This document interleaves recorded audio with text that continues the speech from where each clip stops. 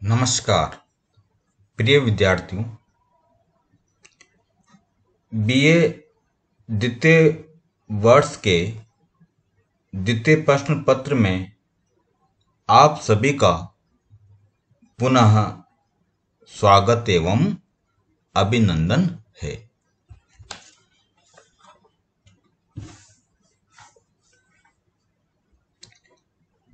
संस्कृत गद्य साहित्य आकाश में सर्वोच्च स्थान प्राप्त मां सरस्वती के वरद पुत्र तुरंग बाण की उपाधि से अभिमंडित बाणोच्छिष्टम जगत सर्वम की उपाधि से विभूषित कादम्बरी रसज्ञा नाम आहारो अपि न रोचते, इस उक्ति को सार्थकता प्रदान करने वाले पांचाली रीति के सफल प्रयोक्ता बाणस्तु पंचाननः की उपाधि से सुशोभित महाकवि गद्य सम्राट बाण भट्ट की अमर लेखनी से प्रसूत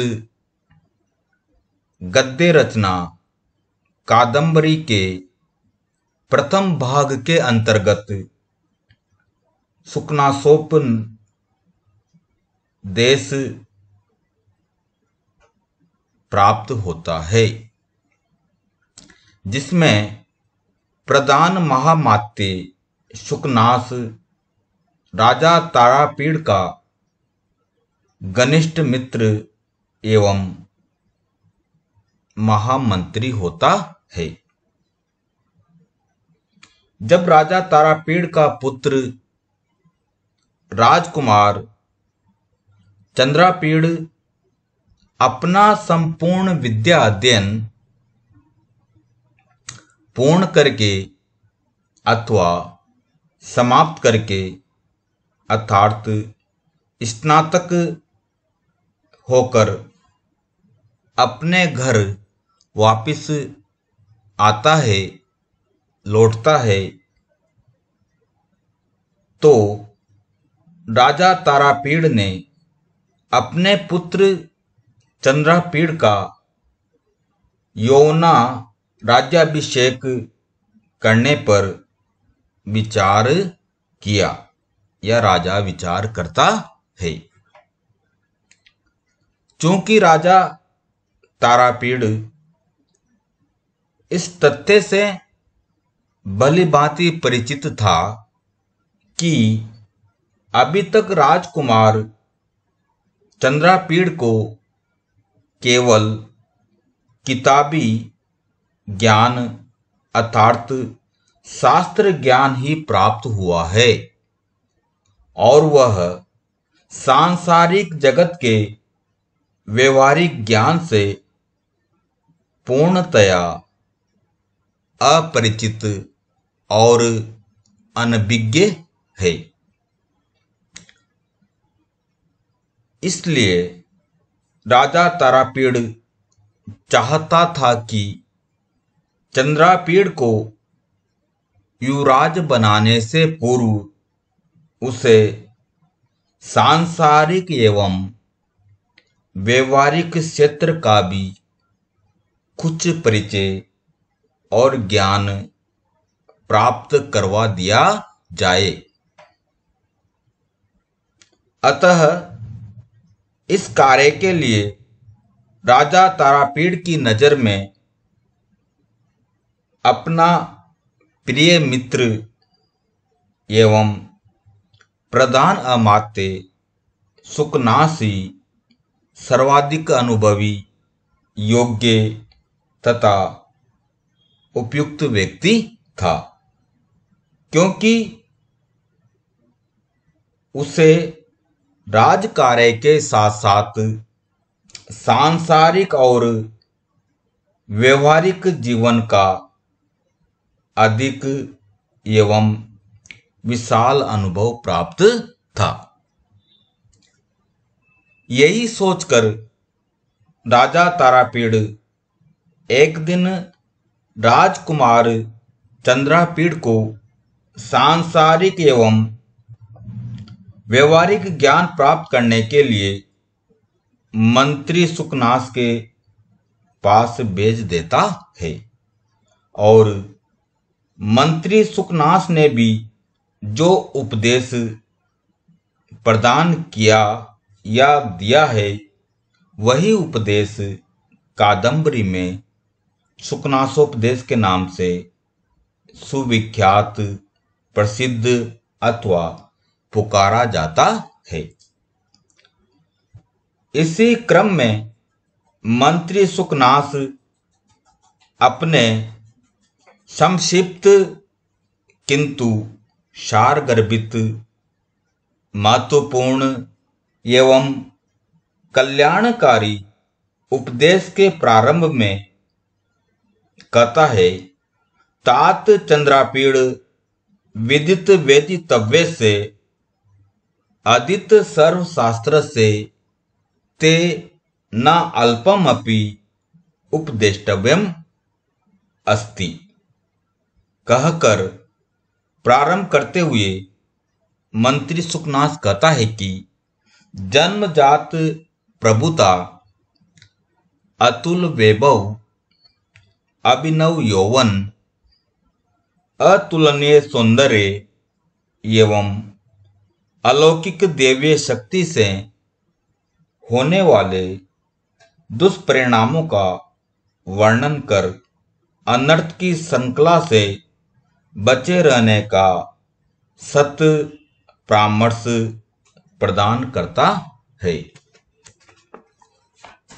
इसी प्रसंग में युवावस्था एवं गुरु के उपदेश का वर्णन करने के उपरांत समुद्र मंथन के समय समुद्र से निकले 14 रत्नों में से लक्ष्मी के दुर्गुणों का वर्णन करते हुए मंत्री सुकनास कहता है, अद्यापि आरूढ़ मंदर परिवर्ता आवृत वत भ्रांति जनित संस्कारे परिभ्रमति कमलिनी संचरण व्यतिकर लग्न नलिन नाल कंटक सतेव न क्वचिदपि निर्भरम आबध्नाति पदम अति प्रयत्न विधृतापि परमेश्वर ग्रहेषु विविध गंध गज गंड मधुपान मत्तेव परिस्खलति पारुष्यमयु उपशिक्षितुम असि धारासु निवसति विश्वरूपत्वमयु ग्रहीतुम आश्रिता नारायण मूर्तिम। तो यहाँ पर लक्ष्मी के दुर्गुणों का वर्णन करते हुए मंत्री सुकनास चंद्रापीड़ को सावचेत या सावधान करते हुए कह रहा है कि हे चंद्रापीड़, अद्यापि आज भी आरूढ़ मंदर परिवर्ता आवृत भ्रांति जनित। आरूढ़ मंदर का अर्थ होता है मंदराचल। समुद्र मंथन के समय मंदराचल को इन सभी जो देवता राक्षस इत्यादि थे उन्होंने इसको क्या है उस समुद्र में घुमाने के लिए इसका चयन किया था। तो यहां पर करें आरूढ़ मंदर परिवर्ता आवृत भंवर में परिवर्ता आवृत करते घूमने से आवर्त भ्रांति जनित करता है भंवर में चक्कर काटने से उत्पन्न संस्कारेयु। संस्कार का अर्थ होता है संस्कार वाली के ईव समान भ्रमति परिभ्रमति चक्कर काट रही है। इस गद्य में उत्प्रेक्षा अलंकार है।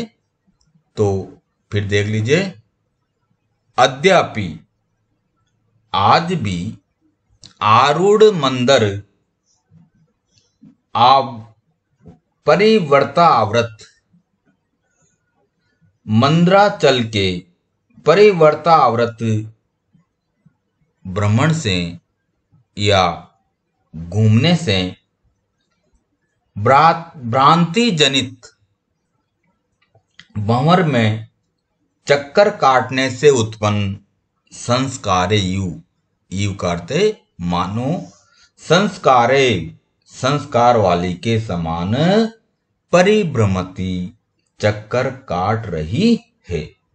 तो अद्यापि आज भी आरूढ़ मंदर परिवर्ता आवृत भ्रांति जनित मंद्राचल के घूमने से भंवर में चक्कर काटने से उत्पन्न संस्कार वाली के समान यह लक्ष्मी आज भी चक्कर काट रही है। अर्थात मंद्राचल के घूमने से क्षीर सागर के जल में जो भंवर इसके जन्म काल या जन्म के समय में उत्पन्न हुआ था, मानो उसके चक्कर का संस्कार या ब्रह्म संदेह इसमें इस लक्ष्मी में अब तक भी बना हुआ है। इसीलिए यह लक्ष्मी जगह जगह आज भी घूमती रहती है या घूमती हुई प्रतीत होती है। अभिप्राय यह है कि जिस प्रकार अन्य तृण आदि वस्तुएं भी एक बार भंवर में पड़ जाने पर उसके मुक्त होकर भी लंबे समय तक घूमती ही रहती है, उसी प्रकार से मानो यह लक्ष्मी भी चिरकाल से घूम ही रही है।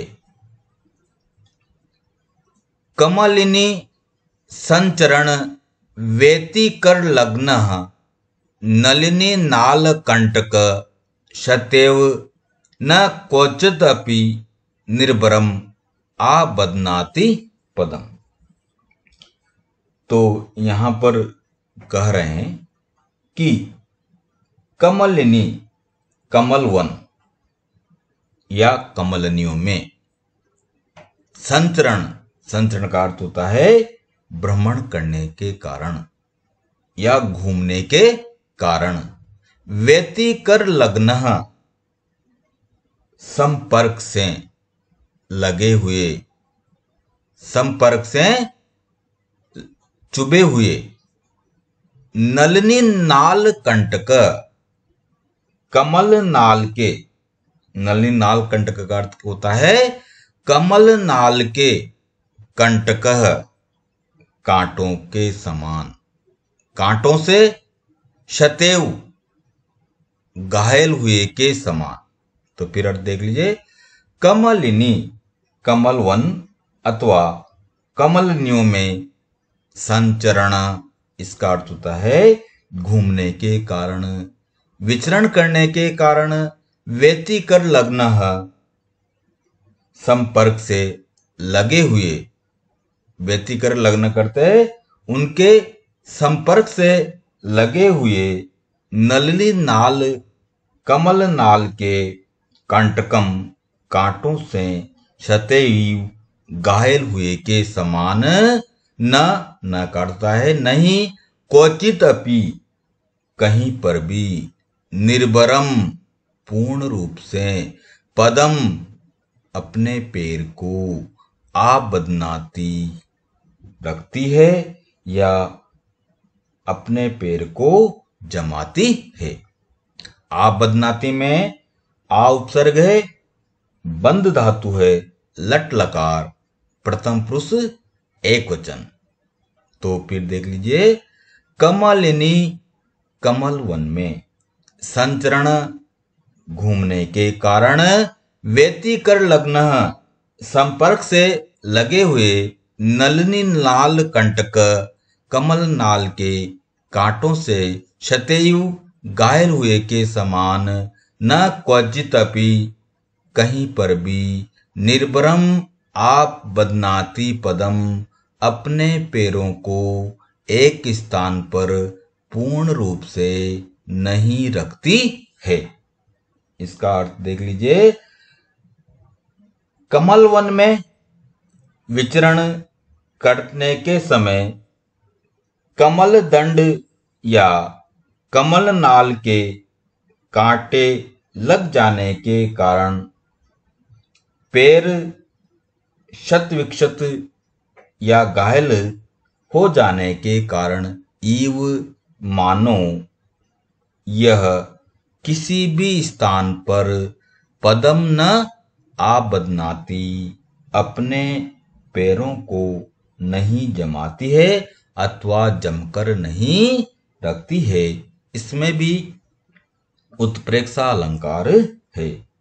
अभिप्राय यह है कि कमल वन में विहार या विचरण करते समय कमल नाल के जो कांटे इस लक्ष्मी के पैर में मानो लग जाते हैं, उनके कारण आज भी यह लक्ष्मी कहीं पर भी अपने पैरों को पूर्ण रूप से जमाकर नहीं रखती है अथवा लंबे समय तक यह लक्ष्मी किसी भी राजा के पास नहीं रुकती है, यह ठहरती है।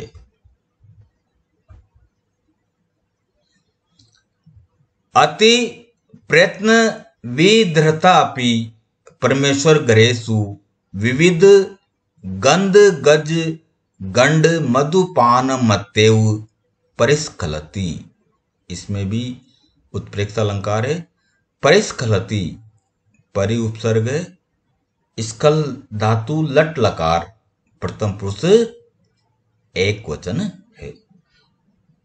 अति प्रयत्न, अति प्रयत्न का अर्थ होता है बहुत ही अधिक प्रयास पूर्वक, विदृढ़तापि पकड़कर या स्थिर करके, विदृढ़तापि रखकर रखी जाने पर भी, विदृढ़तापि का अर्थ होता है पकड़कर रखी जाने पर भी। परमेश्वर ग्रहेषु, परमेश्वर का अर्थ होता है राजाओं के, ग्रहेषु करते घरों में से। विविध गंध गज गंड, विविध गंड, विविध का अर्थ होता है अनेक प्रकार के, गंध गज गंड मद वाले हाथियों की गंड स्थल या कनपटियों के मधुपान, मदपान करने से मत्तेव मत वाली के समान, मदमस्त व्यक्ति के समान। परिस्खलति, परिस्खलति का अर्थ होता है किसक करके भाग जाती है या किसक जाती है। तो फिर देख लीजिए, अति प्रयत्न बहुत ही प्रयत्न पूर्वक, विदृढ़तापि पकड़कर या स्थिर करके रखी जाने पर भी, परमेश्वर ग्रहेषु संपन्न व्यक्तियों के घरों में से अथवा राजाओं के घरों या महलों में से विविध अनेक प्रकार के गंध गज गंड मद वाले हाथियों की कनपटियों अथवा गंड स्थलों के मधुपान मत्तेव, मद का पान करने से मत्तेव मत वाली के समान।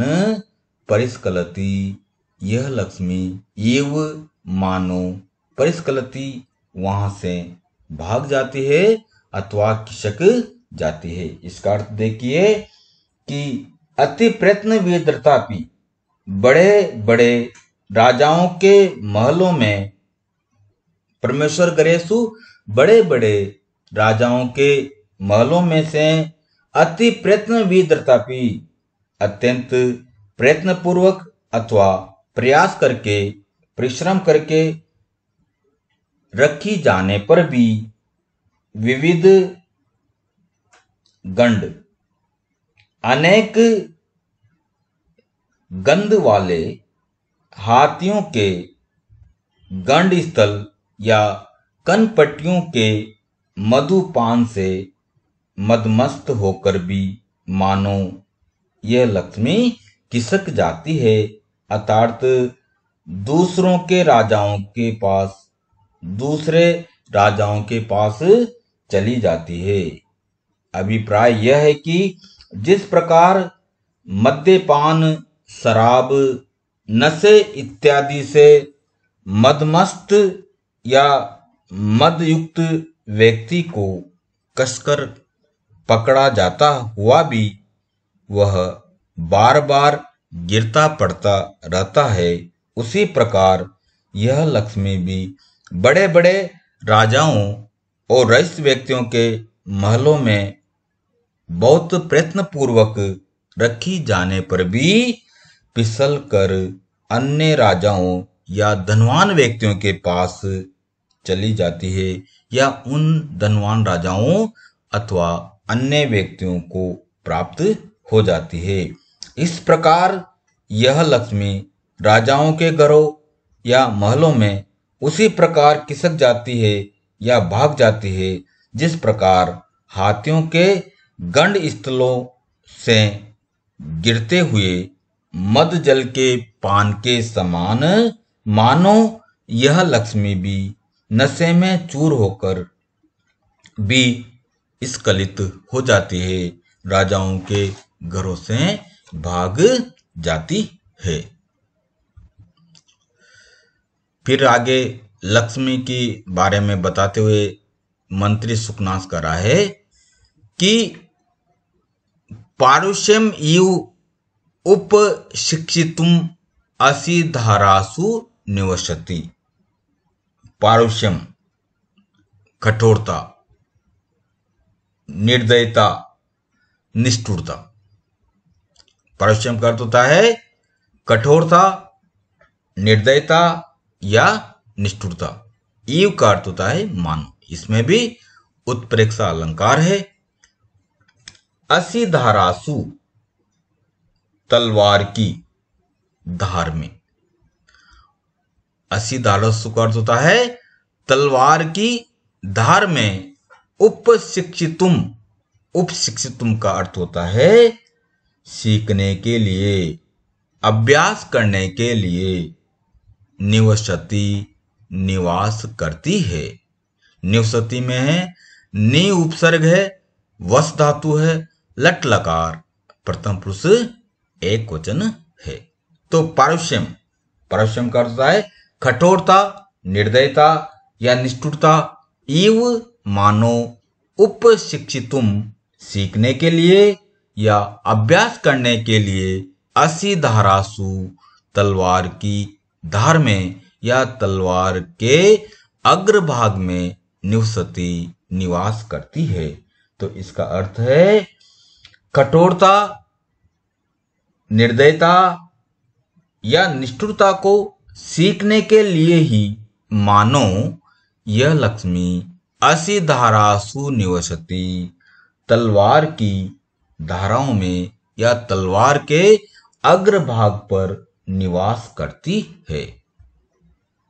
विश्वरूपत्वम इव ग्रहीतुम आश्रिता नारायण मूर्ति। विश्वरूपत्वम अनेक रूपता को, भिन्न भिन्न रूपों को।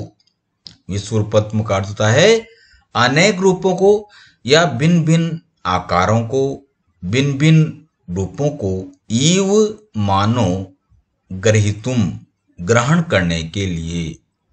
आश्रिता, आश्रिता का अर्थ होता है आश्रय लेना, आश्रित रहना। किसमें? नारायण मूर्तिम। नारायण मूर्तिम का अर्थ होता है भगवान विष्णु के मूर्तिम करते शरीर में। नारायण मूर्तिम का अर्थ है भगवान विष्णु के शरीर में या भगवान विष्णु के शरीर का आश्रिता आश्रय गृहीतुम ग्रहण कर रखा है। तो विश्व रूपत्वम का अर्थ है अनेक रूपता को भिन्न भिन्न रूप को दिखाने के लिए इव मानो गृहीतुम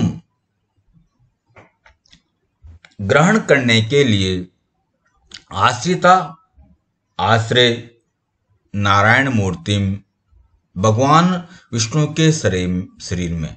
तो इसका अर्थ देख लीजिए, विश्व रूपत्वम गृहीत्वा आश्रिता नारायण मूर्तिम, विष्णु के पास से अनेक प्रकार के रूप ग्रहण अथवा धारण करने के लिए ही इव मानो नारायण मूर्तिम गृहीता, इस लक्ष्मी ने भगवान विष्णु के शरीर का आश्रय ग्रहण किया है या उनका आश्रय लिया है। इसका अभिप्राय यह है कि इस लक्ष्मी ने निर्दयता, निष्ठुरता या कठोरता को सीखने के लिए ही यह लक्ष्मी मानो तलवार की धार में निवास करती है। शत्रु के तलवार के शिकार बने हुए चिर सेवित अपने स्वामी अथवा राजाओं को भी यह लक्ष्मी बड़ी ही निर्दयता पूर्वक त्याग कर उस शत्रु का ही वरण कर लेती है या उसके पास चली जाती है। अतः ये लक्ष्मी बिना रक्त के किसी भी राजा या व्यक्ति को प्राप्त नहीं होती है। इसी प्रकार यह लक्ष्मी लक्ष्मी और भगवान नारायण का संबंध तो पुराण प्रसिद्ध है। अतः मानो अनेक रूपता को ग्रहण करने के लिए ही लक्ष्मी ने विराट रूपधारी भगवान विष्णु का आश्रय ग्रहण किया है। इसीलिए यह लक्ष्मी उनकी अर्धांगिनी अथवा पत्नी बनी है। इस प्रकार मंत्री सुकनास ने लक्ष्मी के इन दुर्गुणों का वर्णन किया है। अब आप देखिए इस गद्यांश में कौन कौन सी व्याकरण और विशेष क्या क्या है। तो सबसे पहले हम विशेष देख लेते हैं। पहला विशेष है अद्यापि आरूढ़ मंदर पदम। इस वाक्य में उत्प्रेक्षा और अतिशयोक्ति अलंकार है। दूसरा पॉइंट है मधुपान मतेव में हेतुत्प्रेक्षा अलंकार है। तीसरा पॉइंट है पारुष्यम शब्द में श्लिष्ट श्लेष अलंकार है। उपशिक्षितुम में उत्प्रेक्षा अलंकार है। विश्व रूपत्वम गृहीतुम में भी उत्प्रेक्षा अलंकार है। अब व्याकरणात्मक टिप्पणी देख लीजिए। पहली टिप्पणी है आरूढ़, इसमें है आ उपसर्ग है, रूह धातु है और घ प्रत्यय। दूसरी टिप्पणी है जनित संस्कारः, जनितः संस्कारः यस्याः सा, इसमें बहुब्रीहि समास है। तीसरा पॉइंट है व्यतिकरः, इसमें वी प्लस अति उपसर्ग है, क्री धातु है और अप प्रत्यय है। चौथी व्याकरण है विधृता, वी उपसर्ग है, द्रि धातु है और कत प्लस टाप प्रत्यय है। पांचवी व्याकरणात्मक टिप्पणी है पारुष्यम, परुष्यम मूल शब्द है और इसमें शय प्रत्यय है। छठी व्याकरणात्मक टिप्पणी उपशिक्षितुम, इसमें उप उपसर्ग है, शिक्ष धातु है और तुमुन प्रत्यय है। 7वीं व्याकरणात्मक टिप्पणी है असी धारासु, असी नाम धाराह, इसमें षष्ठी तत्पुरुष समास है। 8वीं व्याकरणात्मक टिप्पणी निवसति, इसमें नि उपसर्ग है, वस धातु, लट लकार, प्रथम पुरुष एक वचन। 9वीं व्याकरणात्मक टिप्पणी है नारायण मूर्तिम, नारायण से मूर्ति है, इसमें बहुब्री समास है। और 10वीं व्याकरणात्मक टिप्पणी है ग्रहीतुम, इसमें ग्रह धातु और तुमुन प्रत्यय है। धन्यवाद।